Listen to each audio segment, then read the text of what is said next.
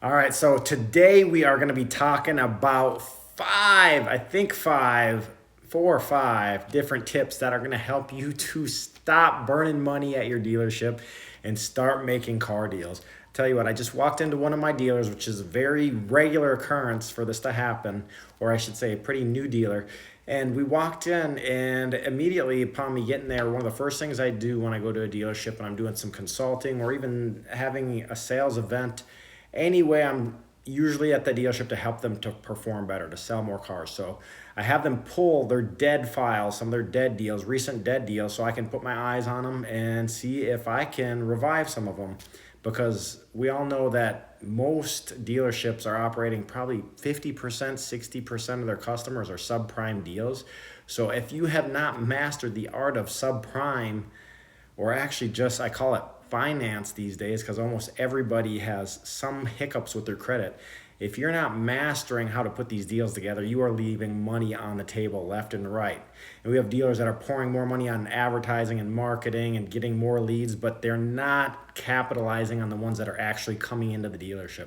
So we're going to start off by number one step that I see probably is the number one most missed and probably the absolute most fundamental step of making a car deal. And it comes down to the credit app. Now, before I get on any further, make sure you stay on to the end of this video because the number 5 is probably going to surprise you on what that is on how to make car deals. So first step in making car deals, become a ninja at that credit application.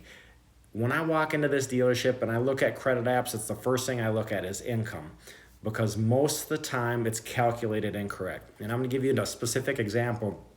I walked into this dealership this last week, saw a credit app, realized that the guy, it said he was making a even round number, it was $3,200 a month. He was a welder. I realized, hey, there's probably potential for him to make a lot more income than this 3,200. So did you guys get a pay stub? No, we didn't get a pay stub. Did you get his hourly rate? No, we didn't find that out either. Okay, so how do we know what he really makes? Because customers never know what they make, right? So we go and I give him a call, and this customer had already left. They'd been gone for a couple days already. And after interviewing the customer, come to find out he made $28.37 an hour, I believe it was, and worked 40 hours a week. And based off that, that was about $4,900 in income per month. So $1,700 swing from what we thought he made and was submitted into the lenders with to what he actually made and could prove. And by updating that income with a few lenders, we got the approvals we needed almost instantaneously. And if we would have had that information the day he was there, he would have been driving off in a brand new or a slightly used Jeep Wrangler, and the dealership would have probably had around $4,000 to $5,000 more dollars at their bottom line. So remember that. Become a ninja of the credit application. Know that income.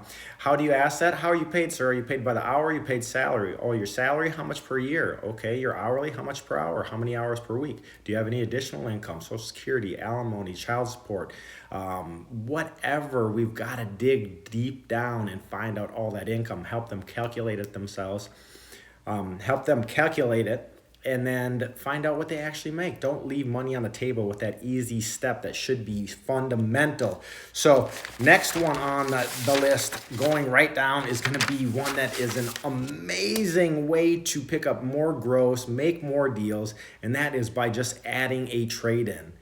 You know, on some of these subprime lenders, this is really for the subprime deals, because when you add a trade in, that could be a trade that's literally worth $100, and it will change the way your entire deal scores with lenders like Capital One, Santander. Those are two big ones right there. That trade in will get them, or Exeter. That trade will help that deal score so much different. And I've seen my bank fees go from thousands to nothing. I've seen interest rates go from 5, 6, 7, 8 point swings to the good. I've seen more advance, thousands of dollars more get approved just by adding a trade-in. So remember, work your customers. This could be a vehicle that's not even running. Maybe they just have a title to it. Like, there's so much benefits, so much more benefits to the trade than cash down in many times. It's just the bank doesn't feel that they have a backup plan. If they trade in the vehicle they have more skin in the game. So remember that, get those trade-ins, work the customers, get them in, submit them, watch how your approvals will change with or without a trade with those lenders. Now we're going to go on to number 3. This one here is going to be pretty simple. And again, these are all fundamental. We're going to credit bureaus. What are we looking for? When I pull up somebody, especially if it's an individual app, what am I looking for right away? A lot of times if it's an individual app, I'm looking for joint credit. Is there any joint credit? Who can I add to this deal? How can it become better? Have they had somebody in the past that's helped them? That's going to give me a lot of insight on how I can make this deal, and if they've ever had help in the past. Sometimes we beat ourselves up on working this deal on an individual app, and they've got a wife sitting at home or somebody willing to co-sign that has coincided with even good credit. So stop wasting time not finding out if there's another person that can be on the deal. Okay, so now that's number 3. Now we're going down to number 4, down payment. So this is, again, more fundamentals, but sometimes we get locked into quick. We don't think about getting more down payment. We're like, customer put $1,000 down. What if they could put $1,100? What about $1,200? Lenders like, again, Cap One, $100 can make a huge difference in your callback. So utilize their like Capital One's Dealer Navigator Center. We can jump in there, see if an extra $100 changes. Sometimes $100 can get you an extra $1,000 advance. You never know with their systems.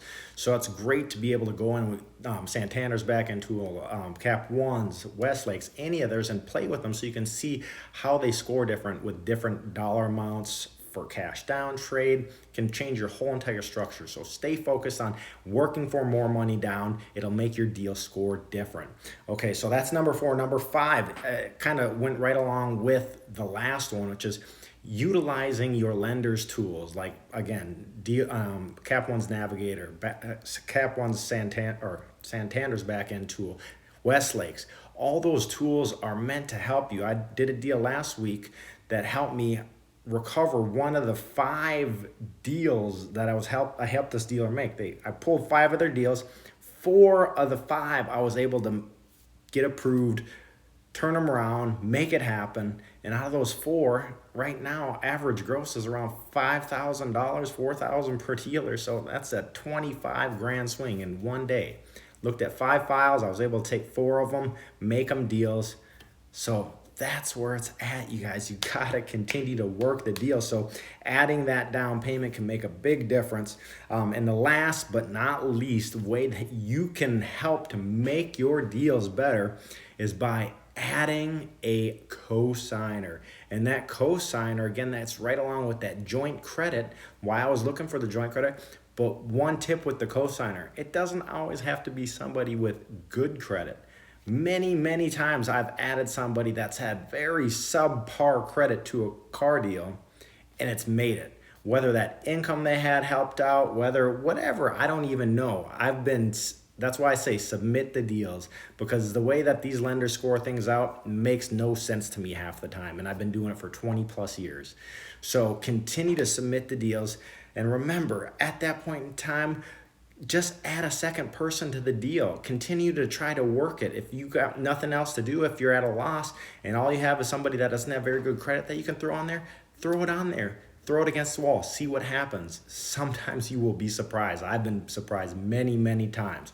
So I hope this information helped you. Please click the like button, the subscribe button if this is info that helped you maybe make a deal or got you thinking about how you can go back and make some deals. Share this with somebody else that can help, because we know we're in the business where not everybody wants to share their secrets, but that's what we're here to do, is help make the car business better. Let's perform at our best. Let's be amazing for our customers and help them to meet their needs, and also get over any challenges they're having with dealing with just most mediocre dealers. Don't be that way. Be a 1%er. Be the best. Use this information to make yourself better. And like I said, if you have any comments, drop them below. You got to watch out. I've got my new sales manager training. It might be out out now. It might be in the pre-launch, so look below. I might have a link down there to it. If not, just message me. Let me know that you need more training like this to help you make more car deals, because we all know there's not a ton of it out there for us in the car business. So I hope it helped. I hope you all have a blessed day. Get out there and sell some cars. Peace.